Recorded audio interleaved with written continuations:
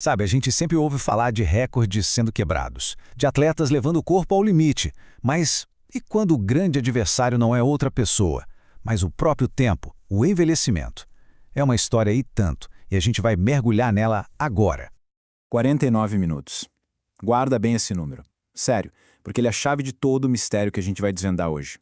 Pois é, 49 minutos foi o tempo que um corredor espanhol de 81 anos de idade tirou do recorde mundial dos 50 quilômetros para a faixa etária dele. Ele não só bateu o recorde, ele simplesmente aniquilou. Foi uma coisa assim de outro mundo. E aí, claro, fica a pergunta: como? Como é que um corpo de 81 anos consegue fazer algo tão espetacular, desafiar tudo que a gente acha que sabe sobre envelhecer? Foi isso que um grupo de cientistas foi investigar. E a gente vai seguir os passos deles agora. Bom, antes de mais nada, a gente precisa entender o tamanho do feito. Para qualquer atleta, envelhecer é uma luta constante contra o declínio natural do corpo, do desempenho. É uma corrida que, sejamos sinceros, todo mundo acaba perdendo por tempo. Olha só, a partir dos 30 anos, mais ou menos, a nossa capacidade aeróbica máxima, que é um indicador super importante de performance, o tal do VO2 max, começa a cair. Coisa de 5 a 10% por década. É uma regra, sabe? Mas parece que o nosso atleta de hoje, ele simplesmente não leu essa regra. Então, para tentar entender esse mistério, os pesquisadores levaram ele para o laboratório. A ideia era bem essa: abrir o capô e ver o que fazia esse motor de 81 anos funcionar de um jeito tão fora da curva. E a primeira pista, claro, foi olhar para esse tal de VO2 max. De forma bem simples, é como se a gente medisse o tamanho do motor do corpo. Quanto maior esse número, mais oxigênio o corpo consegue usar para gerar energia. E mais energia, claro, significa mais performance. E o motor dele? O motor dele é enorme. Esse valor de 52,8 é simplesmente o mais alto já registrado para alguém com mais de 80 anos. Só para tomar noção, isso é o que se espera de um homem saudável e ativo na casa dos 20, 30 anos. Já temos a primeira peça desse quebra-cabeça.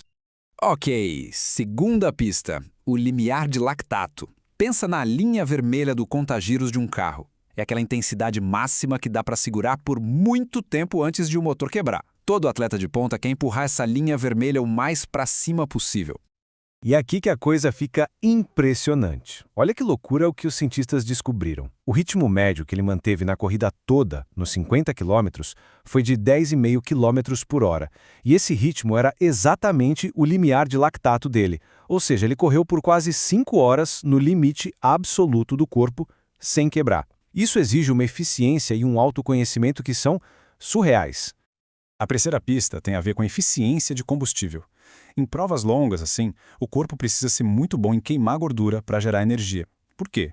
Porque gordura a gente tem de sobra. O que acaba é o carboidrato, que é o nosso combustível de alta octanagem. Então, quanto mais gordura se queima, mais se economiza o carboidrato para o final. E aqui, de novo, ele é um ponto fora da curva. A maioria dos atletas jovens tem o pico de queima de gordura em uns 50% do esforço máximo. O pico dele é a 77% do VO2 max. O corpo dele é literalmente uma máquina super eficiente de queimar gordura. Beleza, então até agora a gente tem um motor gigante, uma linha vermelha altíssima e uma eficiência de combustível absurda. Parecia que o caso estava resolvido, né?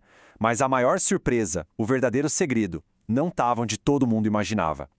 A conclusão mais óbvia seria o segredo tá no coração, certo?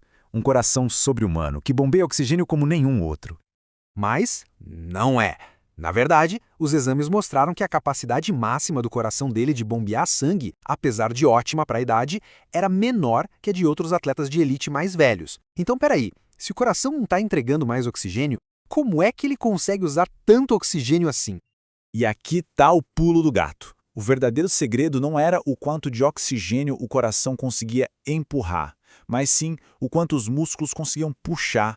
A mágica toda estava acontecendo nas pernas dele. E esse gráfico, olha, ele mostra isso de um jeito genial. Pode parecer complicado, mas a ideia é simples. A linha contínua, que é a dele, mostra o quão rápido o oxigênio sai do sangue e entra no músculo. Repara como ela é bem mais íngreme que a linha tracejada, que é de uma pessoa jovem. A inclinação é gritante. Isso significa que os músculos deles são absurdamente eficientes em sugar cada molécula de oxigênio que o coração entrega. A adaptação dele é periférica, está no músculo, e não central no coração. Então tá, O que essa história toda nos ensina sobre envelhecer, sobre se exercitar, sobre o potencial do corpo humano?